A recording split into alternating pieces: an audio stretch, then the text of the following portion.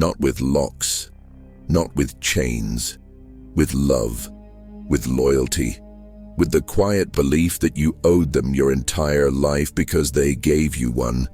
You've been taught that family is sacred, that blood is thicker than water, that walking away makes you the villain. But what if staying makes you the victim? What if the first lesson you ever learned wasn't love, it was control? And what if everything you call loyalty is just fear dressed in tradition?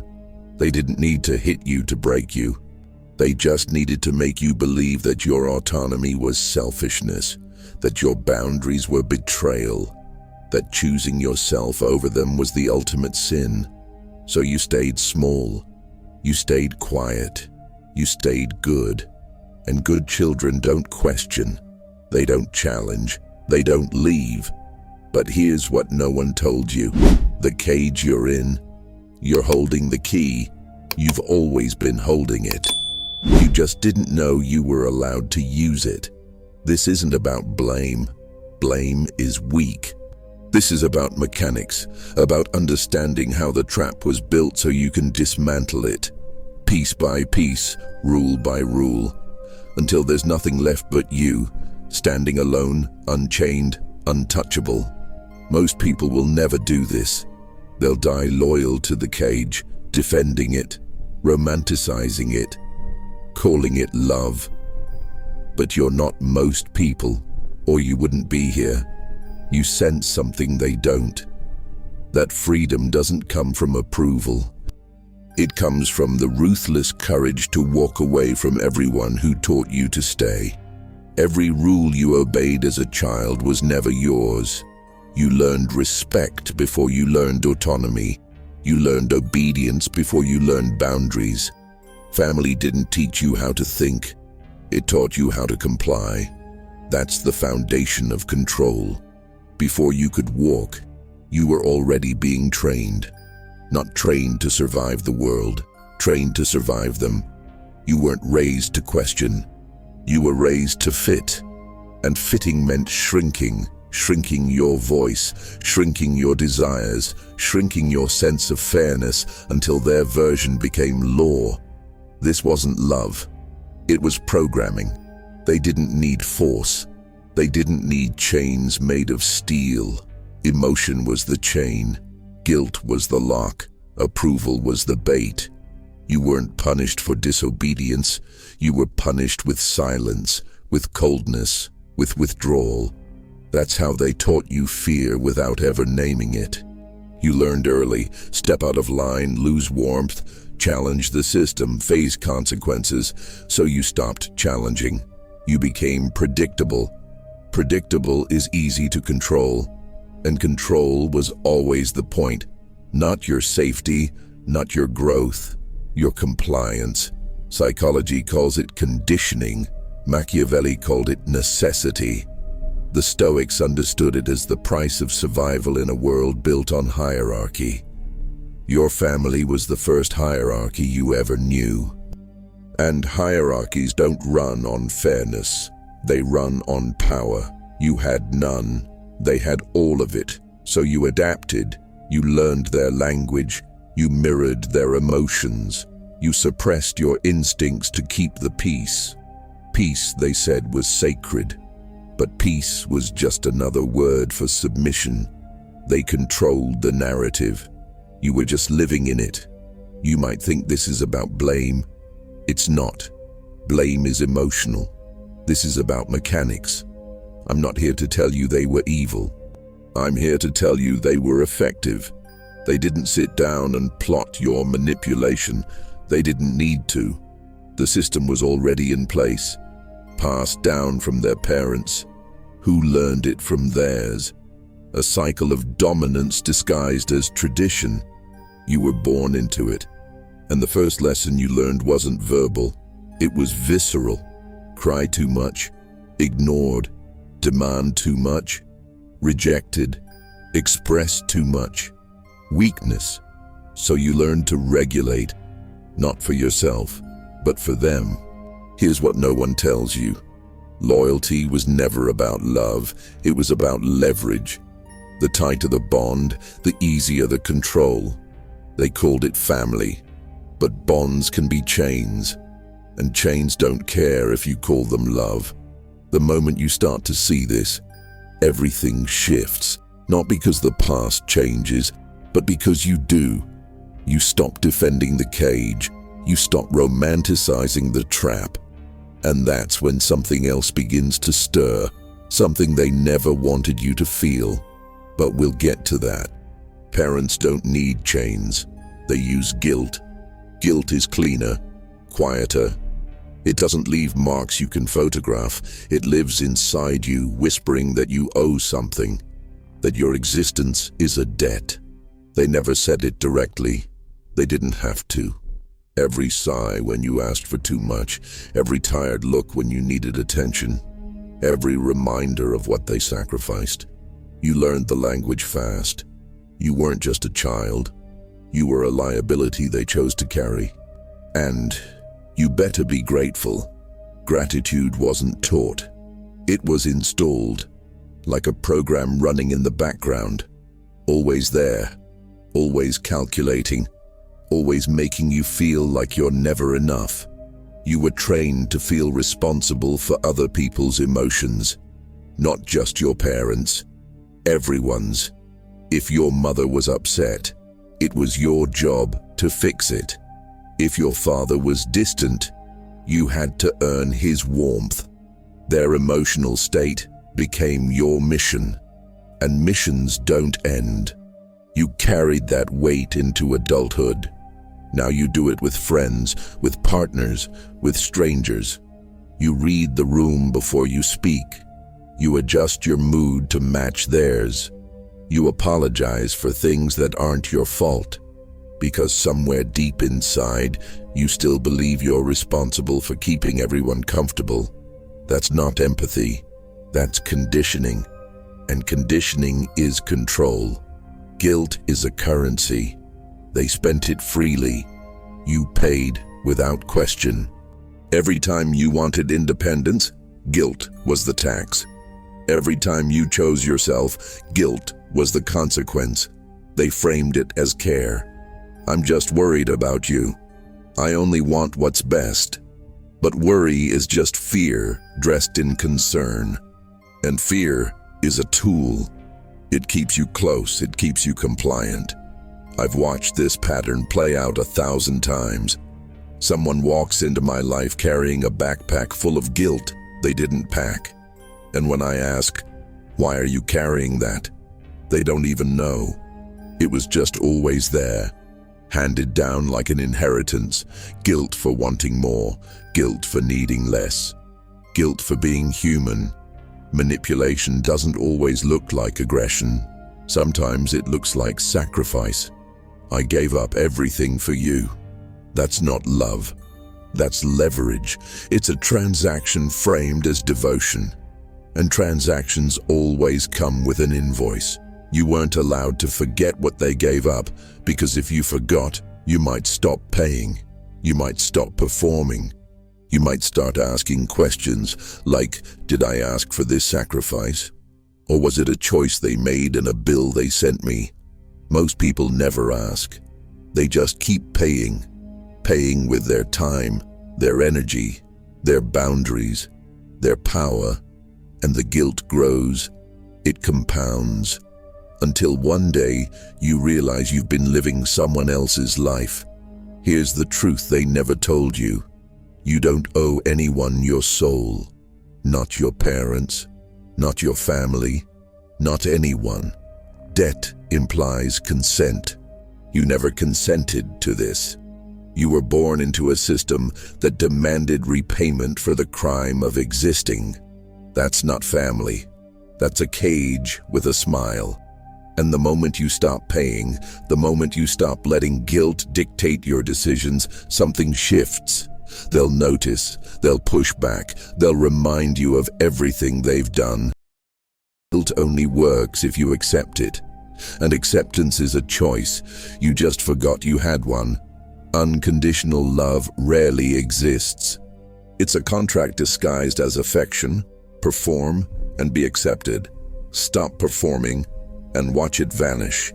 You were told family loves you no matter what. But no matter what had terms and conditions you never saw in writing. Be obedient. Be grateful. Be small enough to fit their version of who you should be. Step outside that frame, and suddenly the love comes with questions. Why are you like this? What happened to you? As if your autonomy was a disease. As if thinking for yourself was a betrayal. They didn't love you. They loved the idea of you. The version that stayed quiet. The version that didn't challenge. The version that reflected their image back at them without distortion. True affection doesn't demand compliance. It doesn't withdraw when you evolve. But family operates differently. Family runs on legacy, on continuity, on the unspoken rule that you exist to extend their story, not write your own. When you were young, rebellion was cute. Oh, they're just going through a phase. But rebellion as an adult, that's disrespect, that's ingratitude, that's proof you've been corrupted by the world outside. They won't say it directly, they'll say they're concerned, they'll say they just want you to be happy. But happiness, in their language, means alignment. It means staying inside the boundary they built. Cross it, and the warmth turns cold. Not because they stopped loving you, but because their love was always conditional. You just didn't see the conditions. Psychology has a term for this: enmeshment. It's when boundaries dissolve and identities blur. Where you end and they begin becomes unclear. You're not a separate person. You're an extension, a limb, a tool. And tools don't have needs. Tools have functions. Your function was to validate their choices, to prove their sacrifices weren't wasted, to carry forward their unfinished business. Every time you tried to detach, they tightened the grip, not with force, with emotion, with tears, with disappointment. Disappointment is a weapon sharper than anger. Anger fades, disappointment lingers. It seeps into your bones. It makes you doubt yourself, and doubt is the enemy of power. I've seen people destroy themselves trying to earn love they already thought they had. They twist into shapes that don't fit them. They abandon dreams because those dreams don't align with family expectations. They marry people they don't love. They choose careers they hate, all because somewhere deep inside, there's still that child desperate for approval, desperate to prove they're worthy. But here's the secret. You can't earn what was never freely given. Unconditional love doesn't require proof. It doesn't demand sacrifice. It doesn't punish independence. If you have to shrink to receive it, it's not love. It's control with a softer name. And calling it love doesn't make it true. The moment you see this clearly, everything unravels. Not in chaos, in clarity. You stop chasing validation from people who can't give it. You stop performing for an audience that will never be satisfied. You stop pretending the cage is a sanctuary. And that's when the real question emerges. What happens when you stop performing? What happens when you choose yourself over the illusion? Most people never find out. They stay loyal to the fiction. But fiction doesn't build power. Truth does, and the truth is waiting. They called it worry, but what they really meant was control. Every "I'm just concerned" was a command in disguise. Every "I only want what's best for you" was a leash wrapped in silk. You didn't see it because the language was gentle. The tone was soft. The intent seemed pure. But intentions don't matter when the result is the same. You, frozen in place, unable to move without their approval. Emotional blackmail doesn't announce itself. It doesn't walk in wearing a mask. It arrives dressed as love, as protection, as care. And you accept it because rejecting care feels cruel. But care that controls isn't care. It's manipulation with a better marketing strategy. They had a script. You knew it by heart. If you really loved me, you'd, after everything I've done for you, I just don't want you to get hurt. These phrases weren't expressions of emotion. They were tactics, tested, refined, passed down through generations, each one designed to trigger guilt, fear, or obligation. You learned to respond on cue, not because you agreed, but because disagreement came with consequences. The silent treatment, the cold shoulder, the subtle but devastating withdrawal of warmth. So you complied. You changed your plans. You buried your desires. You became smaller so they could feel safer. And they called it love. But love doesn't shrink people. Power does. Manipulation thrives in the space between what's said and what's meant. They never said, "You're not allowed to leave." They said, "I'll be so alone without you." They never said, "Your dreams threaten me." They said, "That's a dangerous path." I've seen people fail. Every warning was a cage. Every concern was a chain. And you wore them willingly because you thought they cared. Maybe they did. But care mixed with control becomes something else entirely. It becomes a prison where the walls are made of emotion and the bars are guilt. You can't see them, but you feel them every time you try to move, every time you think for yourself, every time you prioritize your survival over their comfort. I watched my own family do this for years before I understood the mechanics. "You're being selfish," they'd say when I chose distance. "You've changed," they'd say when I stopped performing. What they meant was, "You're no longer predictable. You're no longer easy to manage," and that terrified them. Because control relies on predictability, it relies on you staying in the role they assigned. The moment you step out of character, the system breaks. They feel it. They panic. And panic makes people dangerous. Not physically, psychologically. They escalate the guilt. They amplify the fear. They remind you of every sacrifice, every struggle, every moment they saved you. But saving someone and owning them aren't the same thing. One is kindness, the other is dominance. Here's what they never taught you. Concern without respect is just surveillance. Worry without boundaries is just control. And care that demands obedience isn't care at all. It's a transaction. You stay small, they stay comfortable. You stay dependent, they stay powerful. The contract was written before you could read. But you can read now. You can see the terms, you can see the cost, and once you see it, you can't unsee it. That's when the real work begins. Not fighting them, not proving them wrong, just quietly, ruthlessly, reclaiming what was always yours. Your autonomy, your choices, your mind. But first, you have to admit what you've been avoiding. Being good was psychological obedience. You learned to suppress power to maintain approval. They didn't want a child. They wanted compliance wrapped in innocence. A good child doesn't question. A good child doesn't challenge authority. A good child absorbs the rules without asking why. And you were good. So good that you forgot what it cost. Every time you swallowed your anger, you became weaker. Every time you smiled through discomfort, you trained yourself to ignore your instincts. Every time you prioritized their peace over your truth, you betrayed yourself. But they praised you for it. They called you mature, responsible, wise beyond your years. What they really meant was easy to control. Goodness in their framework wasn't a virtue. It was a strategy, a survival mechanism. You learned early that bad behavior had consequences, not just punishment, rejection, coldness, the withdrawal of love. So you adapted.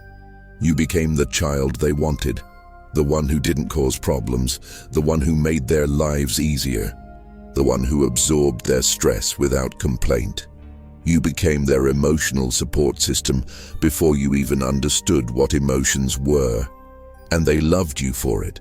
But they didn't love you. They loved what you did for them.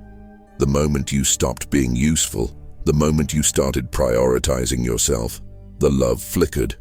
Because it was never about you. It was about them. The myth of the good child is built on a lie.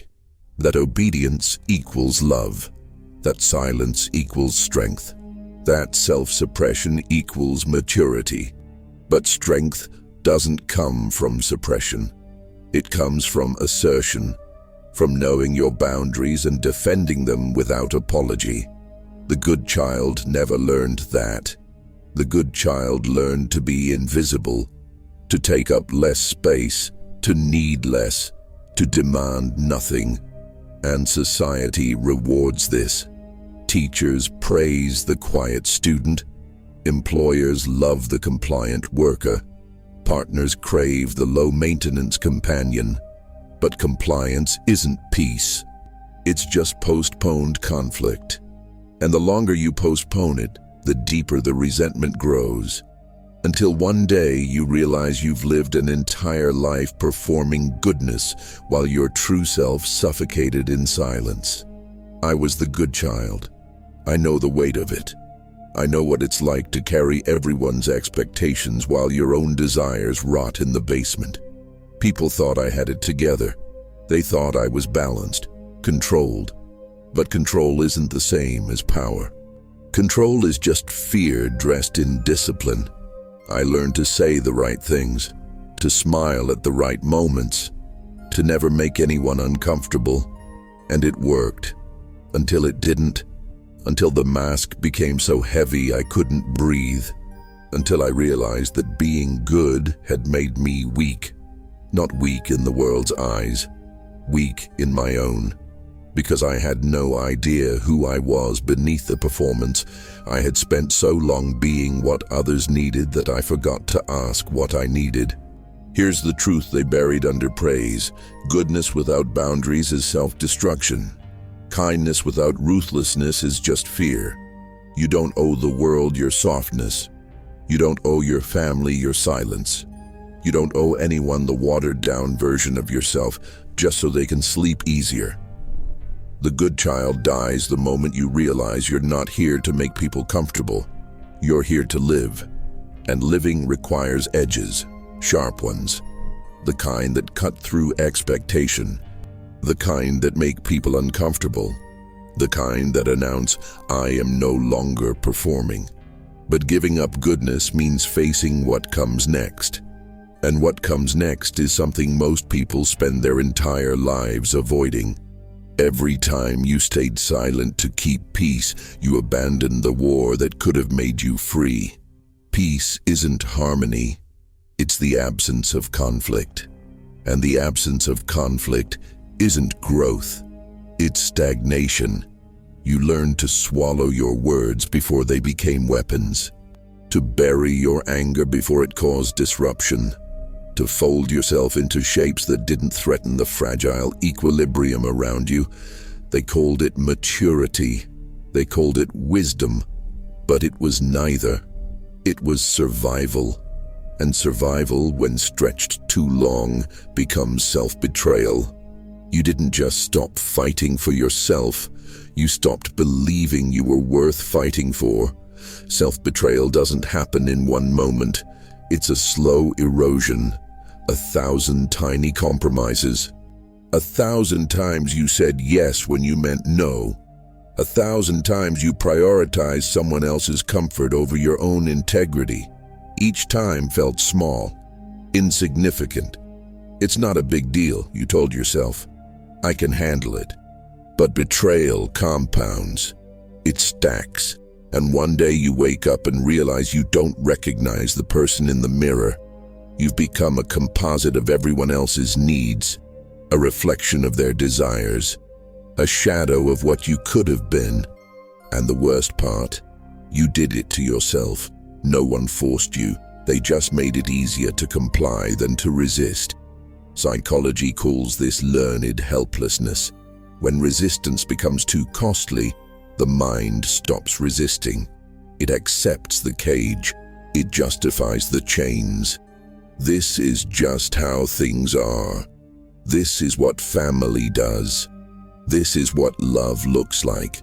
You normalize your own oppression. You internalize their control. And eventually, you don't even need them to enforce it anymore. You enforce it yourself. You become your own warden, your own prison guard, policing your thoughts, monitoring your desires, punishing yourself for wanting more.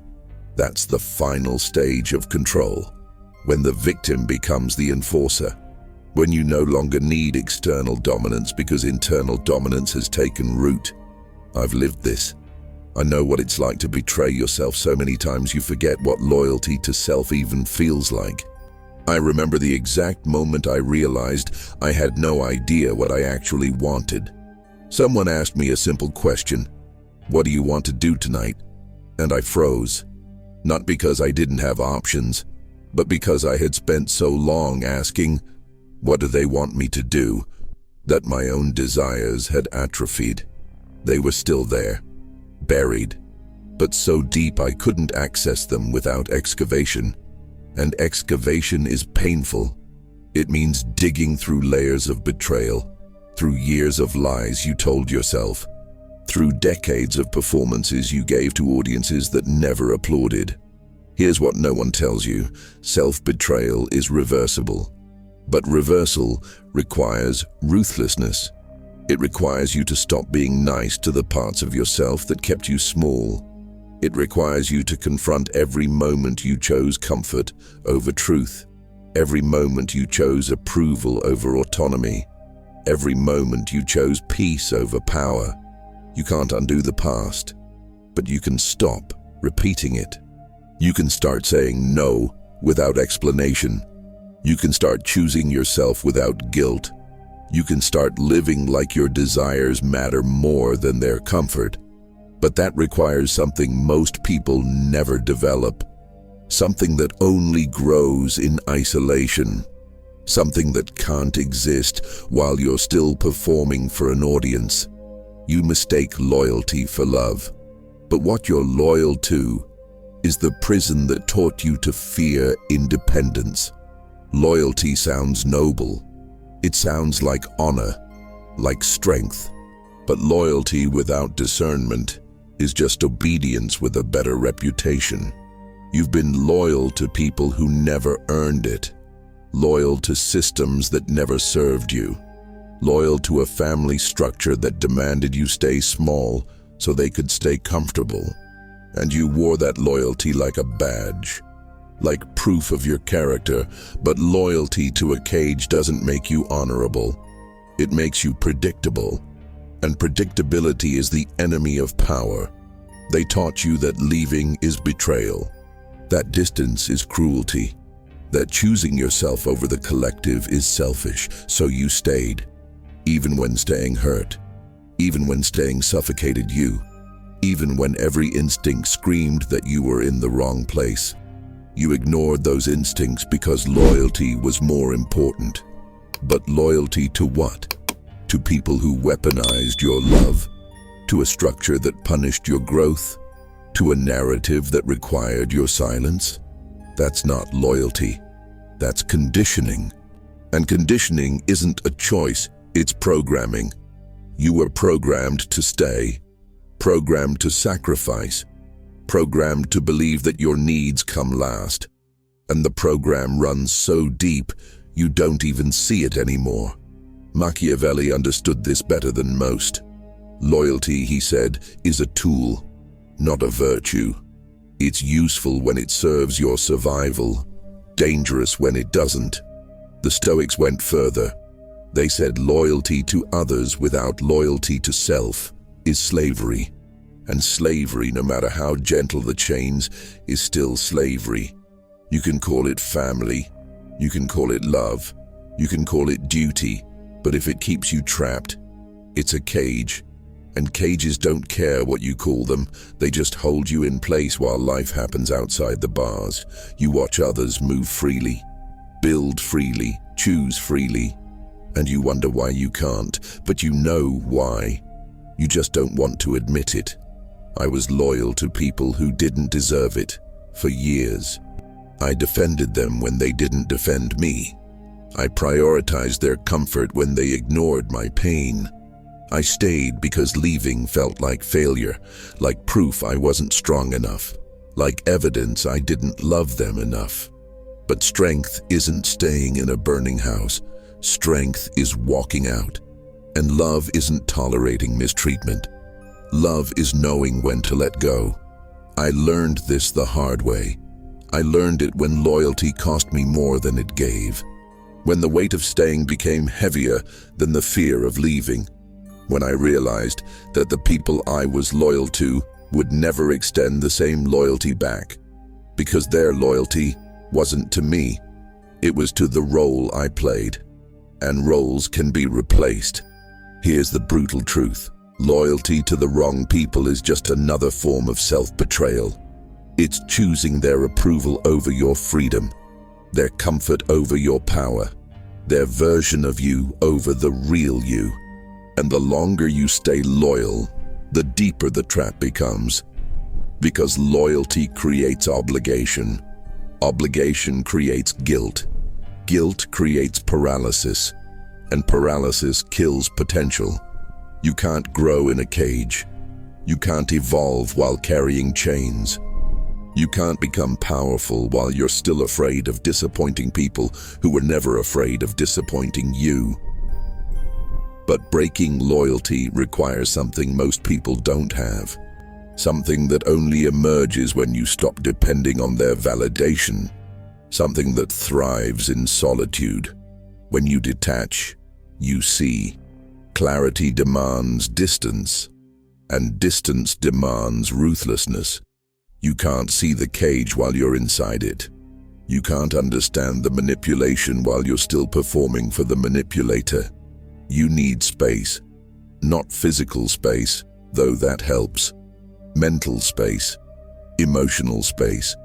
The kind of space that comes when you stop caring about their reaction. When you stop measuring your worth by their approval. When you stop letting their emotions dictate your decisions. That's when the fog lifts. That's when you see the mechanics, the patterns, the scripts, the invisible strings they pulled for years. And once you see them, you can't unsee them. Distance isn't cruelty, it's clarity. And clarity is the foundation of power. Isolation isn't loneliness. Loneliness is the absence of connection. Isolation is the presence of self. Most people fear it because they've never met themselves. They've spent their entire lives surrounded by noise, by voices telling them who to be, what to want, how to think.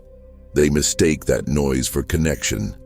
But connection built on performance isn't real, it's a transaction. And transactions end the moment you stop delivering value. Real power doesn't come from being surrounded by people. It comes from being able to stand alone, from knowing that even if everyone leaves, you'll survive. You'll thrive. Because your center isn't external, it's internal. And internal centers can't be shaken by external chaos. The Stoics built empires on this principle. Marcus Aurelius ruled Rome, but his power came from his ability to detach, to observe without reacting, to think without emotion clouding judgment. He didn't need validation from the Senate. He didn't need approval from the crowd. His authority came from self-mastery, from the discipline to stand alone in his mind while the world burned around him. That's what isolation teaches. Not to avoid people, but to stop needing them, to stop letting their opinions shape your reality, to stop giving them control over your emotions. Power isn't loud, it isn't aggressive. Power is quiet, cold, self-contained. It doesn't announce itself, it just exists, undeniable, unmovable, untouchable. I didn't understand this until I forced myself into isolation. Not by choice, by necessity. I had burned through every connection that demanded I stay small. I had walked away from everyone who needed me weak to feel strong. And suddenly, I was alone, truly alone. No safety net, no audience, no one to perform for. And in that silence, something shifted. I stopped asking, what do they think? I started asking, what do I know? I stopped seeking validation. I started building conviction. I stopped reacting to their chaos. I started creating my own order. Isolation didn't weaken me, it weaponized me. It stripped away the excess, the performance, the fear, and what remained was raw, sharp, uncompromising power in its purest form. Here's what they don't want you to know. You don't need them. You never did. They need you to believe you need them. Because the moment you realize you don't, their control evaporates, their guilt loses weight, their manipulation loses effect. You become dangerous, not to them, to the entire system that relies on your compliance. Isolation is where you discover this, where you test yourself without their interference, where you learn that survival doesn't require their approval, that strength doesn't require their validation, that dominance doesn't require their permission. But isolation is just the beginning. It clears the path. What you build on that path is something else entirely, something that can't exist while you're still bowing to external authority. No father, no mother, no master. You are your own hierarchy now, and power answers only to itself. This isn't rebellion. Rebellion still acknowledges the authority it fights against. This is dissolution, the complete dismantling of external rule. You don't argue with their commands anymore. You don't justify your choices. You don't seek permission. You simply operate from a different system entirely. One where you are the sovereign, where your judgment is final, where your decisions require no approval from anyone who didn't earn a seat at your table. This shift isn't emotional, it's structural. You're not angry at them, you're indifferent. And indifference is the ultimate power move. Authority, real authority, doesn't come from titles. It doesn't come from age or bloodline or sacrifice. It comes from competence, from clarity, from the ability to make decisions and accept their consequences without flinching. Your family had authority because you gave it to them, because you were young, dependent, afraid. But you're not anymore. You've survived without their guidance. You've thrived without their approval. You've built a life they didn't design. And the moment you realize that, the hierarchy collapses. Not because you destroyed it, but because you stopped acknowledging it. You stopped playing the game where they make the rules and you follow them. You created your own game. And in your game, you're the only authority that matters. Psychology calls this individuation, the process of becoming separate, whole, self-directed. But individuation isn't passive, it's active. It's a choice you make every day to prioritize your judgment over their expectations, to trust your instincts over their fear, to value your experience over their outdated wisdom. They'll resist. They'll tell you you've changed, that you've become cold, distant, arrogant, good. Let them think that.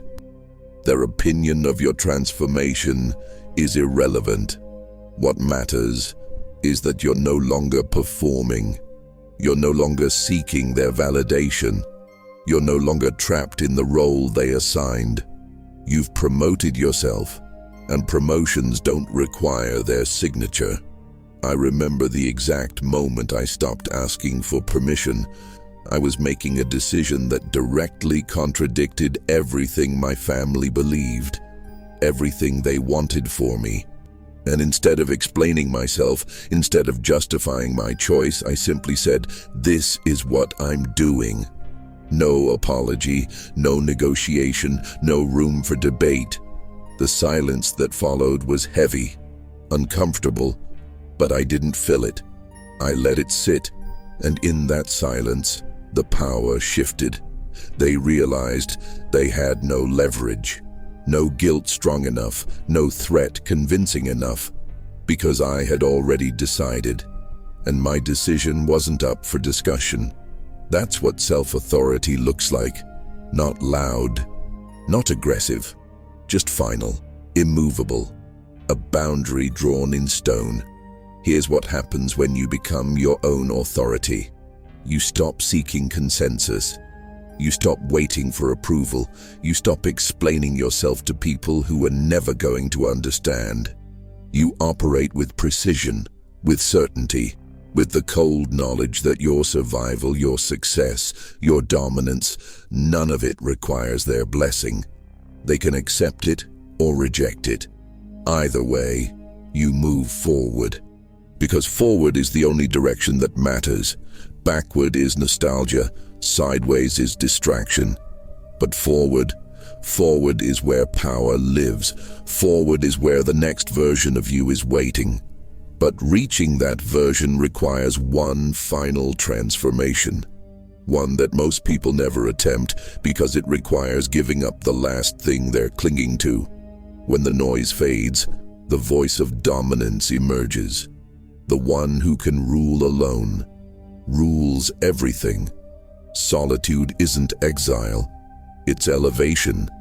It's the place where weak voices lose their power and your true voice finally speaks without interference.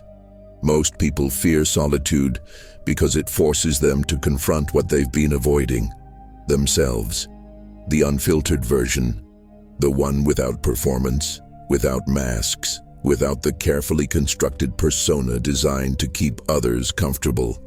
In solitude, there's no audience to impress, no validation to chase, no approval to earn, just you.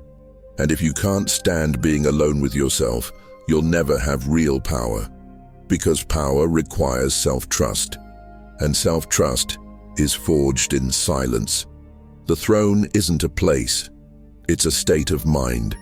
It's the mental position you occupy when external chaos no longer touches you, when their anger doesn't move you, when their guilt doesn't bind you, when their disappointment doesn't break you.